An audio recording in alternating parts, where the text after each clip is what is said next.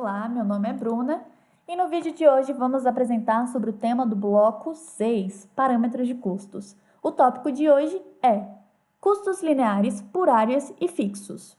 Com nosso cenário já aberto, a partir da nossa barra de ferramentas no menu superior, vamos clicar nos parâmetros de custos. No mesmo bloco, já entendemos um pouquinho sobre os nossos custos de terraplanagem, nosso custo de pavimento ou superestrutura, os custos referentes a pontes, túneis e contenções, nossos custos de bueiros e hoje a gente vai ver os custos adicionais.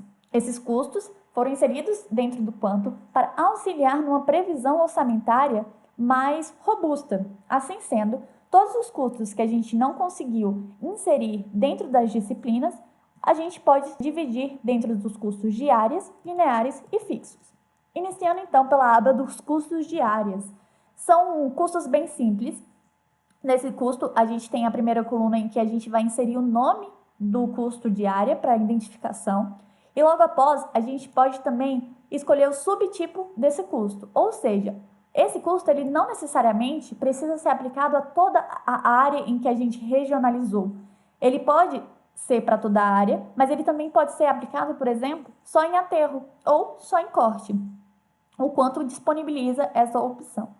Após a gente escolher o subtipo, a gente vai colocar um custo por metro quadrado e a gente pode também inserir uma margem. Essa margem faz referência a uma área em que o quanto vai respeitar e vai considerar também no custo. Ou seja, para a limpeza, o quanto vai considerar o custo em toda a área do traçado.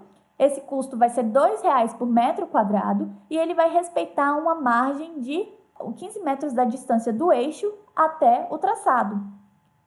Essa margem aqui vai ser considerada. Tudo isso a gente pode realizar vários tipos de custos por áreas.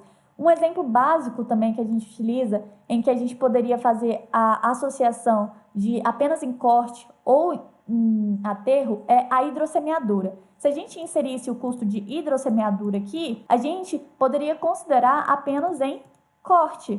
E se a gente inserisse um custo de enleivamento, a gente deveria considerar somente em aterro.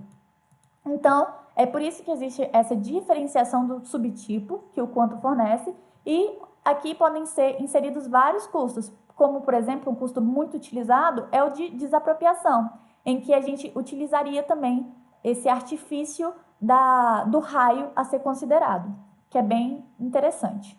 Logo após, a gente tem também os custos lineares. Custos lineares vão funcionar exatamente como os custos de áreas. A gente vai inserir o nome do nosso custo para que a gente consiga associar, né, o tipo de serviço e a gente também pode direcionar esse custo a uma determinada estrutura do próprio traçado. Então, ele pode servir para toda a extensão do traçado, apenas para os túneis, apenas para as pontes, apenas para a terraplanagem.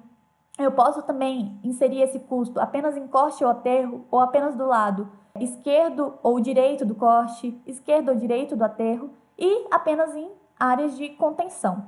Um exemplo muito legal disso daqui, em que a gente utiliza essas definições de subtipos, é na inserção de um custo a mais de drenagem superficial e profunda, onde a gente tem diferentes tipos de associações e composições para esses custos. Então, por exemplo, numa drenagem superficial e profunda que a gente vai acrescentar ao custo linear, na composição do corte, a gente tem valetas, sarjetas, drenos longitudinais. Já na composição de aterro, a gente não teria, por exemplo, a sarjeta. E por aí vai. A gente consegue inserir vários tipos de custos lineares, como, por exemplo, aqui está iluminação.